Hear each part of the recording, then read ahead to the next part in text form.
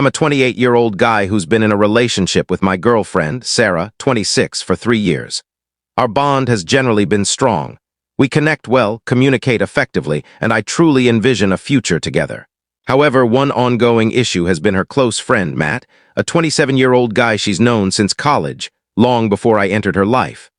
I've done my best to accept their friendship, but over time, I've sensed something isn't right. Sarah has a diverse group of friends, and I get along with most of them except Matt. He's the only one who rubs me the wrong way. When Sarah and I started dating, Matt was always around. Initially, I thought he was just being a cautious friend, checking if I was good enough for her, which I figured was normal.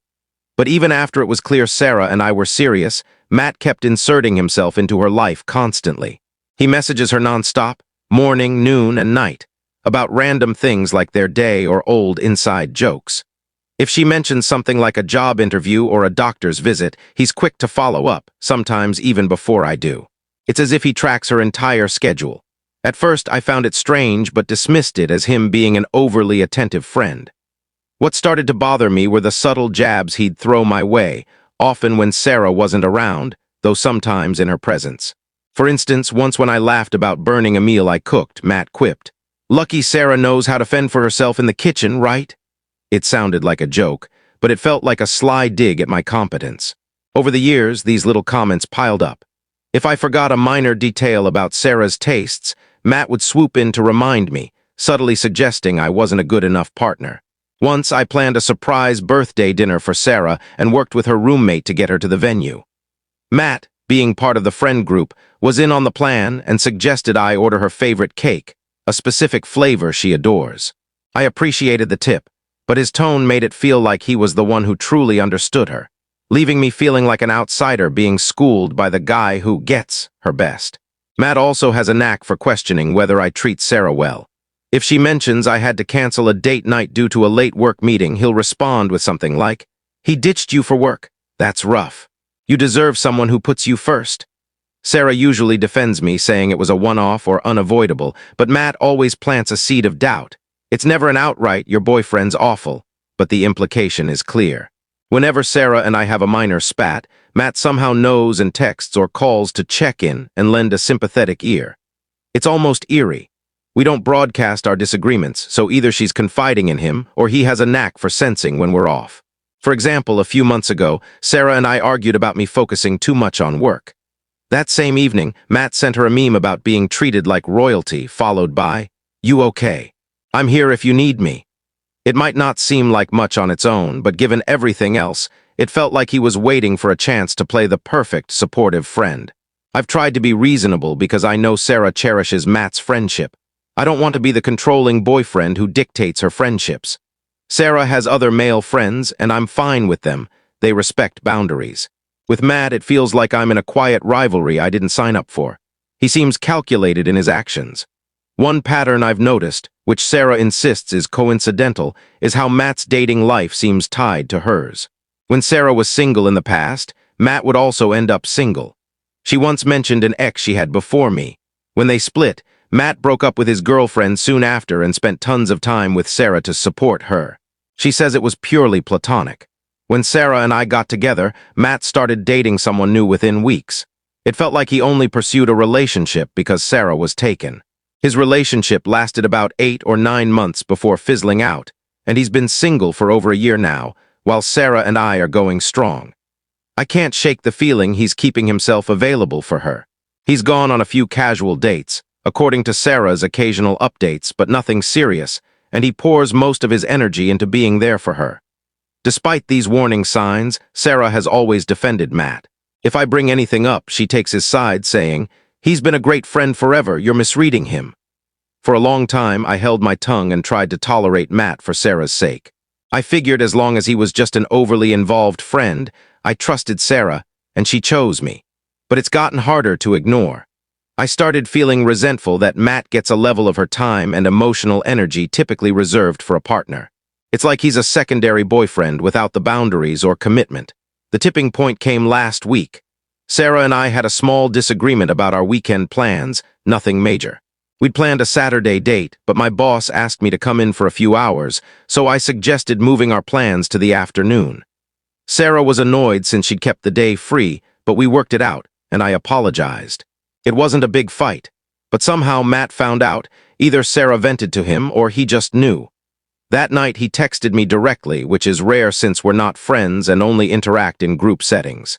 His message said, "Heard you canceled on Sarah for work. You guys okay? You know she deserves to be a priority, right?" That infuriated me. It felt wildly inappropriate for him to insert himself into our relationship like he's her protector. I responded curtly saying, "We're good and this isn't your concern, but thanks."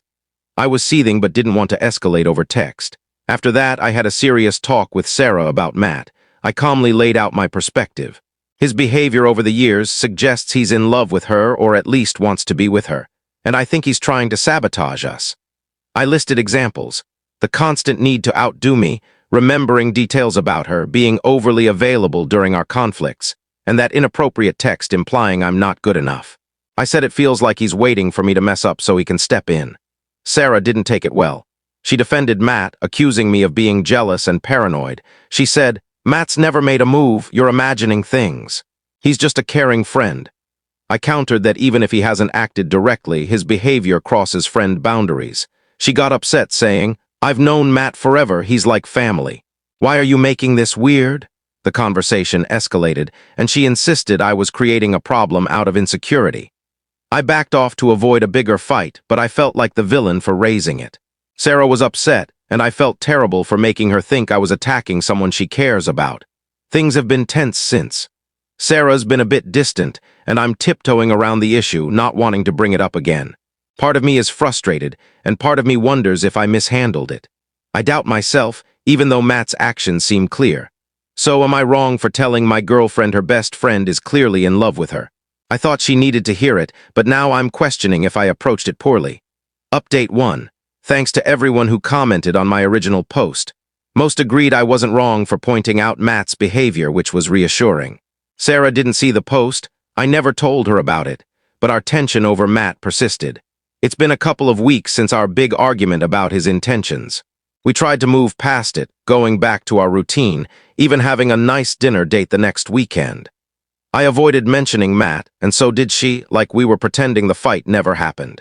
Then last week, I had a work trip scheduled from Friday to Sunday. Sarah knew about it well in advance. A few days before, she mentioned Matt invited her to a lake cabin for that same weekend, saying they hadn't hung out one-on-one in a while and it'd be a fun way to reconnect platonically. The cabin belongs to Matt's family, and he offered to drive her. Alarm bells went off in my head. A weekend alone with her single best friend while I'm away. That seemed wildly inappropriate. Sarah asked, "You're okay with this, right?" I stayed calm and said no, I wasn't comfortable with it, referencing our prior talk about Matt's intentions. I said I trusted her but not Matt alone with her for a whole weekend. I asked why I wasn't invited or why it couldn't happen when I was around. She said it was because I'd be gone and she thought it'd be a nice way to pass the time. This sparked an argument. Sarah felt I was trying to control her by opposing the trip. I felt I was setting a reasonable boundary. I asked how she'd feel if I wanted to spend a weekend alone with a female friend who's crossed lines before. She said it wasn't the same and insisted nothing would happen, accusing me of twisting an innocent plan. I put my foot down, saying, "I really don't want you to go. It doesn't feel right." Sarah was upset, saying she'd already agreed to go and didn't want to let Matt down. I asked, "You're more worried about disappointing Matt than how this makes me feel?" Things got heated and I said, "I can't stop you, but don't expect me to be happy if you go." She went anyway. Sarah left for the trip Friday afternoon while I was on a flight for my conference. When I landed, I saw her text, "Heading up now, talk later." I was upset but couldn't argue from hundreds of miles away.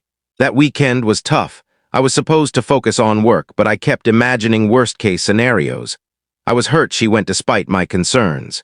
I texted her a couple of times to check in, and her replies were brief, like "the lake's nice" or "all good." I didn't push for details, figuring we'd talk when I got back.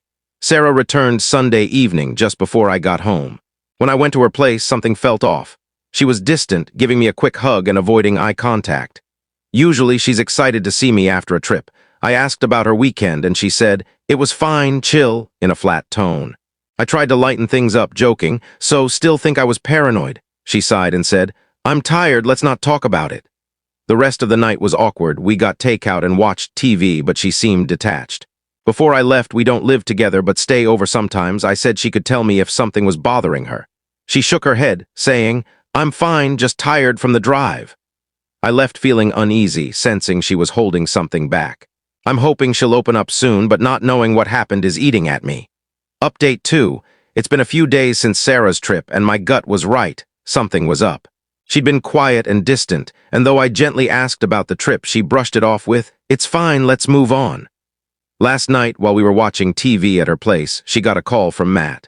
She gave me a nervous glance, said, "I'll take this quick," and went to her bedroom, leaving the door half open. I tried to focus on the TV, but I heard her voice get louder, sounding upset. I caught fragments like, "This isn't okay," and "How could you?" Curiosity got the better of me, and I moved closer to the door. Through the crack, I heard Matt's voice, either on speaker or loud enough through the phone, saying, "I've always wondered what could have been with us, you know. He doesn't value you like I do. I know you better than he ever will." I froze. I pushed the door open, and Sarah looked shocked, tears in her eyes. She said into the phone, "I have to go," and hung up. We stared at each other for a moment. I said, "Guess I wasn't so paranoid after all." It wasn't the kindest thing, but I was shocked and angry. Sarah broke down, saying, "I'm sorry, I should have told you." She explained that on the trip, Matt confessed he has feelings for her. He talked about how he's always cared for her and wondered if they could be more than friends. She said she shut him down, telling him she loves me and only sees him as a friend. I asked if that's why she was acting off since returning, and she nodded, saying she felt guilty and overwhelmed. She didn't tell me right away because she feared I'd be angry or end things over her going on the trip. She said she was trying to process it herself. The call I overheard was Matt trying to revisit the conversation after she'd been dodging him. Instead of apologizing, he doubled down, saying the stuff I heard about wondering if they should be together and implying I don't appreciate her. I was livid at Matt. Any goodwill I had for him is gone. He disrespected Sarah and our relationship after years of friendship. I'm also frustrated Sarah went on the trip despite my concerns, but I held back since she was already upset. We talked for a long time with her crying and apologizing for doubting me. I asked if Matt tried anything physical and she firmly denied it, seeming hurt I'd ask. I believe her. By the end, we agreed Matt's behavior was unacceptable. She said she's stepping back from the friendship, at least for now, and I said that's wise. He's crossed a line. She's sad, feeling like she's losing a lifelong friend, and I comforted her, understanding it's a betrayal for her even if I saw it coming. She showed me their texts, and nothing seemed out of place or deleted, which reassured me. Update 3. I didn't expect to update so soon, but something new came up. Last night was heavy, and I stayed over at Sarah's. This morning, over coffee, she said she needed to be fully honest. She revealed that during the trip, when Matt confessed, he also tried to kiss her. It happened the first night by a campfire after a few drinks. Matt started talking about their friendship and wondering if they were meant to be. Sarah said she was stunned and told him, "You're drunk, stop this." But he leaned in to kiss her. She pushed him away and went to her room, staying there the rest of the night. The next day was so awkward she insisted they leave early Sunday. I was furious at Matt and hurt Sarah didn't tell me this right away. I asked why she kept it from me. She teared up, saying she felt ashamed for going on the trip and feared I'd think she cheated or wouldn't forgive her. She stressed she didn't kiss him and would never betray me. I told her I believed her but was upset she withheld this, emphasizing that honesty is crucial. She apologized for not being upfront. I let it go since she's trying to make things right. Sarah's now decided to cut Matt off completely. She blocked his number and social media and is drafting a message to end the friendship, making it clear he disrespected her and our relationship. I feel better about us now. Sarah's been clear she wants to be with me and regrets doubting my concerns. I forgave her as she rejected Matt and is cutting him out. I want to move forward. Update 4, final. A quick final update. Matt didn't take being cut off well.